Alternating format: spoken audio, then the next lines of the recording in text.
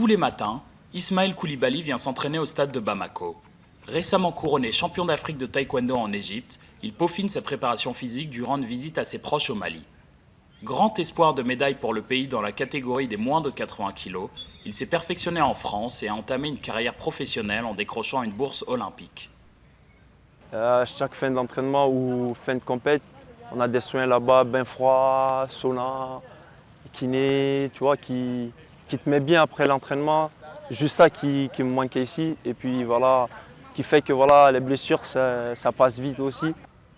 Pour la préparation des Jeux Olympiques de Rio, Ismaël s'entraîne officiellement à Montpellier, mais il garde des liens forts avec son premier formateur.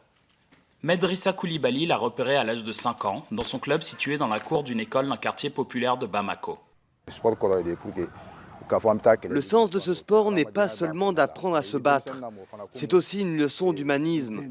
On éduque les enfants comme si c'était les nôtres. Ça a été le cas pour Ismaël. Il allait au combat, se faisait battre, se décourageait, pleurait. Mais avec tout ça, il n'a jamais arrêté. Cette persévérance lui a permis de remporter plusieurs titres, dont celui de médaille de bronze au championnat du monde en 2015. En se classant deuxième du tournoi qualificatif de la zone Afrique à Agadir en février, puis premier à l'Open d'Allemagne en avril, Ismaël a empoché son ticket pour les JO de Rio.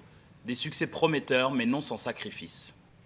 Étant jeune, j'ai arrêté les études pour ce sport. Franchement, je regrette beaucoup, mais d'un côté, je ne regrette pas parce que je suis l'un des meilleurs athlètes au monde. Sur ce, je ne regrette pas trop. Et ma famille, je sais qu'elle est fière de moi et je vais continuer à me battre. J'ai promis d'être médaillé olympique. En cas de victoire, Ismaël serait le premier Malien à remporter une médaille olympique. Les compétitions de taekwondo commencent le 17 août.